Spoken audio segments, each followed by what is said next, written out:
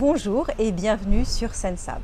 Alors aujourd'hui, je reçois une voyante, Nathalie de Visconti, qui habite dans le sud de la France. Oui. Et je suis venue à Paris la voir parce qu'on m'a beaucoup parlé de vous. On m'a dit que vous aviez des dons assez extraordinaires. Et j'avais déjà interviewé une voyante à Bruxelles qui s'appelle Ella, que j'aime beaucoup. Mais là, on m'a dit, elle a une façon de travailler très particulière.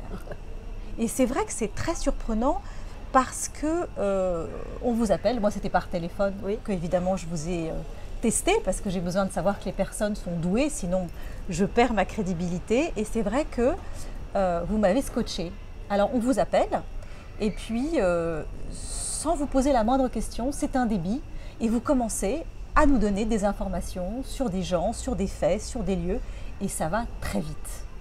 Comment ça fonctionne dans votre tête sans connaître quelqu'un, de commencer à lui parler de son entourage, de prénoms qui vous viennent à l'esprit et d'informations? En fait, tout d'abord, quand quelqu'un m'appelle par téléphone, à sa voix, il y a quelqu'un qui commence à se connecter d'en haut, qui Ouais. peut être très bien ou un défunt à la personne, c'est-à-dire un défunt qui lui correspond, ou les miens qui sont en haut et que je communique avec eux. D'accord ? Il y a toujours quelque chose qui vient communiquer avec moi. Ça ne veut pas dire que c'est spécialement un défunt ou un mort. C'est pas... Ça veut dire qu'en fait, les gens de là-haut se connectent à vous Voilà, et vous donnent des informations, Ils donnent des informations. sur la personne que vous avez en ligne. c'est ça. Mais ça ne veut pas dire que ce soit automatiquement un défunt. Après, j'ai mes contacts avec moi et là-haut qui me font aussi correspondre avec la personne avec qui je vais avoir au téléphone. Mais c'est vrai que la plupart du temps, il y a un défunt qui vient faire un petit coucou, un petit passage pour que je puisse leur donner des informations. Alors comment ça a commencé cette aventure? J'imagine que c'est pas venu tout seul en appuyant sur un bouton. En fait, déjà à la base, chez ma mère, il y a des voyants. D'accord. Ils faisaient les cartes de tout petit. On a été un petit peu Ouvert à ouvert certaines vers choses. ça. Voilà. Ouais. Et après, arrivé à l'âge de 8 ans, j'ai commencé juste à voir que j'avais peur en traversant les couloirs. Donc de la maison, je traversais le couloir pour aller d'une pièce à l'autre. Il y a des choses qui me faisaient peur, mais je ne comprenais pas. Et chez moi non plus, ils ne comprenaient pas parce qu'en fait, il n'y a pas spécialement de gens qui se connectaient avec les morts ou qui ressentaient les morts. Donc j'étais une des premières à ressentir en fait les défunts. Mais ça, je l'ai su que plus tard, que c'était ça que je ressentais. Parce que vous ne saviez pas très bien ce que c'était, Non. mais vous ressentiez des choses différentes des Différentes autres. des autres, ouais, c'est ça. D'accord. Et en fait, ça a commencé vraiment à se mettre en place, on va dire, quand j'avais 19 ans. J'ai pris un jeu de cartes parce que je voulais faire comme ma mère et ma sœur. D'accord. J'ai fait à une copine proche. Et le problème, c'est que j'ai vu la mort sur une amie qu'on avait en commun. Et ça m'a fait peur parce qu'effectivement, ce que j'ai vu sur le jeu de cartes correspondait à ce qui s'est passé à cette personne. Sauf que je n'avais pas compris non plus à ce moment-là qu'on me parlait. Je croyais que j'avais besoin de support, j'avais besoin de cartes. Oui, parce que J'avais pas beaucoup compris. de médiums travaillent avec des barres de café, avec Voilà. des cartes, avec d'autres choses. Bon, et à ce moment-là, je n'avais pas compris moi qu'on me parlait. C'est plus tard que j'ai compris qu'on me parlait et que je n'avais pas besoin de support. D'accord. Et ça m'a fait peur. Et j'ai pris les cartes, j'ai arrêté parce que j'ai vu la mort et la personne est morte au bout de 6 mois, décrit comme j'avais lu en fait. Mais en fait, c'est que c'était pas écrit parce que c'était un jeu de 32 cartes où c'est que tu as l'as, roi, dame, valet, 10 de trèfle. Donc c'était pas écrit dessus, mais moi j'avais lu sur le jeu juste la définition qu'elle allait chez le docteur, qu'elle avait un cancer généralisé et qu'elle mourrait au bout de 6 mois. Mais c'était pas visible c'est sur un un jeu de peu- cartes de 32, tu vois ce que je veux dire? C'est Si on un me le peu parlait embêtant pas, quand même, parce ouais. que si vous voyez quelque chose qui est aussi dur, est-ce qu'on peut remédier à ça ou c'est trop tard? C'est Mais- déjà écrit, notre vie est déjà écrite. Alors on va dire que la vie, tout est écrit, d'accord? D'accord. Après, tu as des chemins que on te permet d'avoir et qui, par la voyance, la médiumnité ou quoi, peut permettre aussi à des personnes, on va dire, que pour arriver du point A à Z directement, elles puissent arriver à certains chemins pour, on va dire, éviter certaines choses, sachant que, quoi qu'il en soit, mais c'est écrit, tu peux quand même éviter certaines choses pour que ce soit moins dans la peine ou dans la douleur ou quoi que ce soit, d'accord? Pour moi, je le perçois comme ça. Après, chacune personne le voit différemment. Mais je sais que les personnes qui viennent me voir, d'en haut, il y a des choses qu'on me dit, attention, là, c'était pas le moment. Et elle prend quand D'accord. même un chemin qui n'est pas encore le moment. Essaye de faire en sorte que, et je parle de ça, que ça peut être le travail ou autre, hein, que c'est pas L'amour, encore. le travail, Exactement, la santé. c'est pas qu'une histoire de défunt ou de santé ou quoi que ce soit. Ça peut être aussi par rapport au travail, d'un choix qu'elle est en train de prendre et qu'on dit effectivement, tu as le droit d'avoir ton expérience, même si c'est pas celle-là qui te correspondait, tu as le droit d'y aller, mais si des fois on te dit, n'y va pas quand même parce que c'est pas encore ton moment de ça, ça te permet de changer, d'évoluer. On permet, si tu veux, de changement, pas de la façon jusqu'à où tu vas aller dans ton destin, mais la façon de gérer comment tu peux y aller sans trop Souffrir. souffrir, on va dire. C'est pas une souffrance, hein. Comme je dis aux gens, si vous vivez, c'est pas des échecs. Quand ils appellent en pleurs pour une perte de travail ou quoi que ce soit, c'est pas un échec, c'est juste une expérience que tu vis. Et comme je dis, c'est pas parce qu'il s'est passé ça qu'on t'a puni de quelque chose d'en haut. C'est juste que ça ne correspondait plus. Oui, parce qu'on a l'impression qu'on a un peu Mais le karma c'est en ça. fait et qu'on doit souffrir parce qu'on a fait du mal. C'est Voilà, pas ça mais du non, tout. c'est pas ça du tout.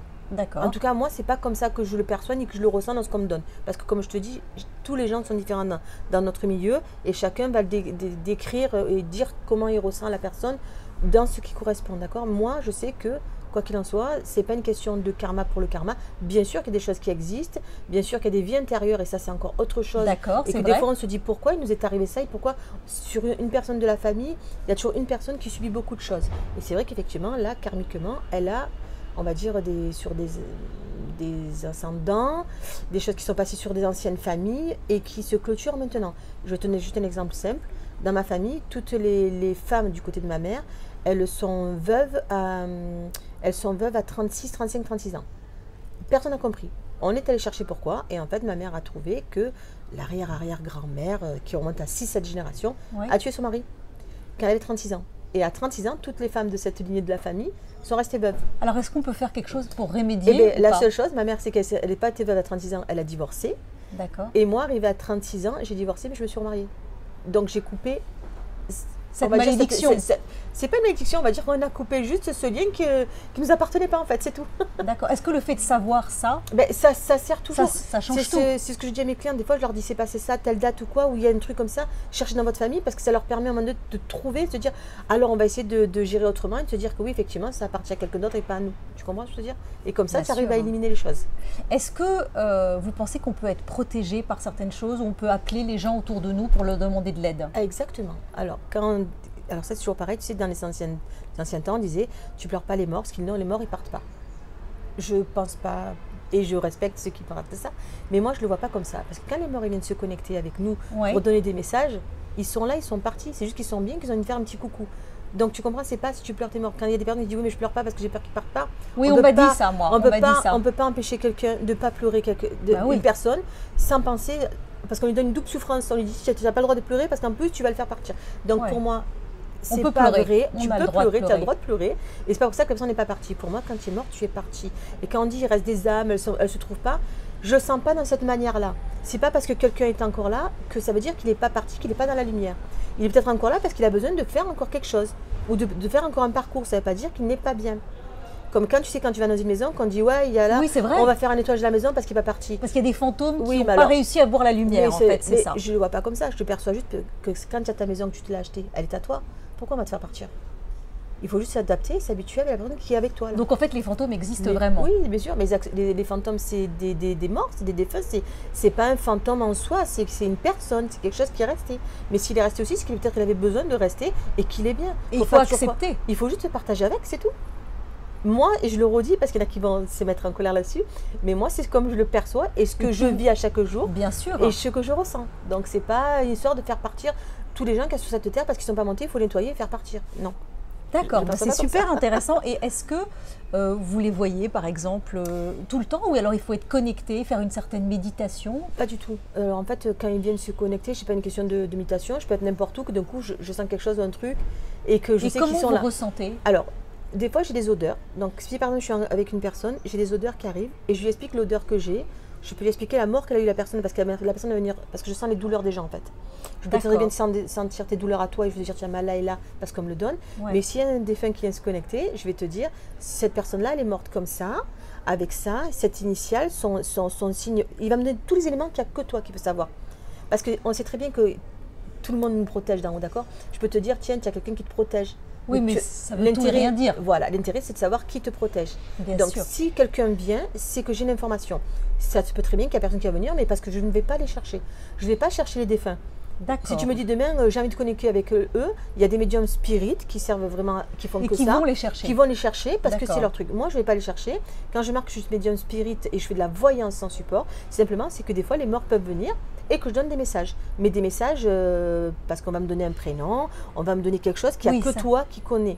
Comme ça, D'accord. tu sais qu'on ne peut pas inventer, quand tu me posais la question tout à l'heure, comment savoir si c'est bon ou pas bon, sur qui les Oui, charlatans parce qu'il y a tombent quand pas. même des gens qui vous racontent un peu des histoires et qui vous demandent de l'argent et beaucoup d'argent pour vous manipuler, on peut On le est bien, dire. on est bien d'accord. Donc dans ces conditions-là, comme je dis aux gens, quand vous allez voir un voyant, un médium, une cartomancienne, parce qu'il faut savoir qu'il y a des très bonnes cartomanciennes, c'est-à-dire que c'est des personnes qui vont prendre un jeu de cartes que tu peux prendre toi aussi, tirer tes cartes, tu vas lire la carte pour la carte, mais après tu ne pourras pas aller plus loin parce que tu ne peux pas, tu sais que lire la carte. Il y a des très bonnes cartomanciennes, mais elles ne pourront pas aller plus loin, puisqu'elles font que lire. C'est-à-dire que si par exemple, dit demain, ton travail s'arrête, tu vas dire mais qu'est-ce qu'il y a après? Ben, elles auront un petit peu de problème parce qu'il n'y aura pas de suite dans son jeu, d'accord? D'accord. Après, tu as les voyants qui prennent le support et qui ont aussi des flashs. La médiumnité en étant pure, comme je dis, c'est quand tu es canal et qu'on vient et que tu n'as besoin d'aucun support. Et donc tu n'as fait aucune école avant, aucun travail? Il n'y a pas d'école. Et je voudrais préciser juste un petit truc, s'il te plaît.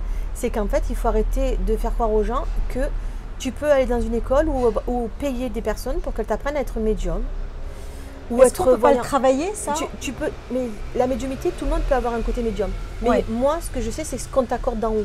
C'est-à-dire, à un moment donné, la médiumité, c'est qu'il t'a accordé quelque chose pour te développer. Mais que développer, c'est toi qui le développes. Tu ne peux pas aller payer quelqu'un pour qu'on te développe ta médiumité, c'est pas vrai.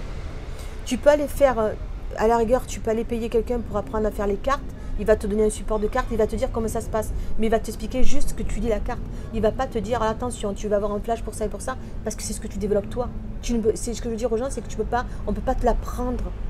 Il faut que les gens ils arrêtent de penser que parce que tu as tiré les cartes ou parce qu'un jour tu as eu un flash ou que tu as fait un rêve prémonitoire que ça veut dire que tu es voyant, médium ou quoi. Parce qu'il y a beaucoup de gens que parce qu'ils ont eu ça les excite, ils sont bien, ils sont contents. Mais ça ne veut pas dire que tu dois avoir d'autres personnes en face de toi et leur dire quelque chose qui ne vont pas. Il faut faire attention. Quand tu as les personnes en face de toi, je veux dire, tu sais que tu as une responsabilité comme un docteur, comme tout, parce que tu sais qu'il va falloir faire attention. Tu as des personnes qui sont fragiles. Tu as des personnes qui sont très fragiles, qui sont un peu en dépression, faire attention quand ils viennent. Puis des fois, quand ils viennent ou quoi que ce soit, des fois j'ai des personnes qui sont hypnothérapeutes ou quoi que je connais, je préfère mieux les envoyer en disant, tu sais, la voyance c'est bien, mais je pense que pour l'instant, il faudrait mieux que tu ailles voir quelqu'un d'autre dans ce sens-là pour enlever d'abord tes peines et après en voyant, on vient regarder ce qui se passe pour ton avenir. Parce que les gens qui viennent te voir, j'imagine, ils sont tellement dans l'attente et dans la peur de ce que tu vas dire. Moi j'ai des amis par exemple qui me disent, je ne veux pas voir de médium parce que si on m'annonce une mauvaise nouvelle, ça va peut-être m'influencer et ça va peut-être me faire de la peine. C'est bien pour ça que quand les gens y viennent, c'est que s'ils viennent, comme je leur dis, c'est que vous avez besoin de venir, on ne va pas vous chercher. C'est-à-dire que si tu viens, c'est que tu as une volonté, même que tu es sceptique ou pas sceptique, si tu viens voir un voyant, médium ou quoi, c'est que tu as quand même envie d'un échange. Bien sûr, tu as envie de savoir. Donc tu as envie de savoir. Que ce soit le bon ou pas bon, après il faut savoir qu'effectivement, moi je dis tout. Mais attention, quelquefois on me dit il y a la mort sur moi, je ne le donne pas. Par contre, si effectivement il y a quelque chose à côté et qu'on me le donne, je vais être obligée de le dire. Parce qu'après, la personne va me dire, mais tu ne me l'as pas sorti. Alors après, n'est pas non plus le bon Dieu. Il faut savoir quand même qu'en voyance médiumité, si tu as déjà 50% de ce que tu donnes dans une consultation et qui arrive, c'est déjà très beau. Alors ça, je trouve ça très bien de le dire parce qu'il y a des gens qui disent, non, moi, tout ce que je dis, ça se réalise. Non, personne ne détient la vérité absolue. On n'est pas le bon Dieu. On peut avoir un décalage dans le temps. Il y a des choses des fois qui se mettent en place et que des fois les personnes, comme elles n'ont pas fait, entre parenthèses, elles ont écouté ce que tu as dit, mais tu leur as donné un élément et tout ça, et bien elles l'ont pas percuté. Donc effectivement, elles font ce que je te disais, donc la démarche d'aller ailleurs, ça les appartient dans leur chemin, et qu'effectivement c'est en décalage ou ça ne vient pas. Mais si on donne quelque chose qui est, c'est qu'on nous l'a donné, et peut-être dans le temps, c'est peut-être plus loin. Voilà. Mais c'est vrai qu'il y a des personnes, des fois, ben oui, c'est très rapide, des fois c'est moins rapide, des fois c'est plus long. Le temps est un peu indéfini. Le temps est indéfini. Mais après, il faut savoir aussi que nous ne sommes pas le bon Dieu.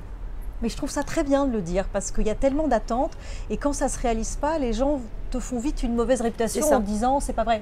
Mais si c'était vrai, tu serais à l'euro-million. Mais quand ça, c'est quand on nous dit vous n'avez pas le numéro du loto. Comme je dis, si j'avais le numéro du loto, je partagerais tout le monde. Lui seul là-haut, c'est pourquoi il fait gagner les gens et qu'est-ce qu'il en est. Donc c'est pas grave pour le reste. Non, en tout cas, merci beaucoup Nathalie, c'était super intéressant et ça permet d'avoir une autre vision de la médiumnité et d'avoir des personnes qui travaillent différemment. Et je trouve ça bien parce que dans la médiumnité, il n'y a pas un agenda, il n'y a pas un mode d'emploi. C'est chacun avec sa méthode et ses connaissances. Voilà, moi j'ai juste un stylo et un papier et ce n'est pas de l'écriture automatique, je le dis parce qu'il y a des personnes qui font l'écriture automatique. Oui, ça je sais moi, aussi. c'est quand les gens s'assoient, je vais marquer des prénoms, des dates, des dessins, des schémas, des logos, des choses qui correspondent pour leur montrer dans la médiumnité ce qui arrive pour la voyance, pour le support. Par exemple, un logo de travail, je vais leur faire un logo, je dis voilà, le prochain travail, il correspond à ça. Et en fait, je correspond avec déclencheur. C'est-à-dire que je vais te donner Oui, quelque chose peut-être tu qui ne m'as- correspond pas, je vais te donner peut-être un prénom de quelqu'un que tu lui dis mais je m'en fous de cette personne et tout. Mais moi je m'en fous pas parce que du moment que tu as des nouvelles de cette personne, C'est qu'il pour va se toi passer il se passe quelque quelque chose chose. d'autre. D'accord. Donc comme j'ai pas d'éléments de temps ni de saison, je vais te donner des éléments déclencheurs et que des fois c'est oui c'est effectivement, des fois ils sont rigolos, des fois je me dis mais je m'en fous de cette personne, mais moi non. Et effectivement Non, parce quand cette qu'elle- personne elle arrive, intervient. elle Elle intervient, intervient. ça intervient pour la suite. D'accord. Et donc ils repartent avec leur papier et leur petite feuille, ils barrent au fur et à mesure tout ce qui se passe. Comme ça, ils savent on arrive dans le temps de. Et après, il y a un décollage. petit feedback chez Exactement, le vous. Et ils retour. se disent, alors j'ai tutoyé, je dis, vous voyez, mais comme tu me tutoies, à la fin je tutoie aussi. C'est beaucoup plus sympathique et c'est plus ensoleillé. Merci beaucoup de nous avoir suivis avec Nathalie pour cette interview très riche d'informations.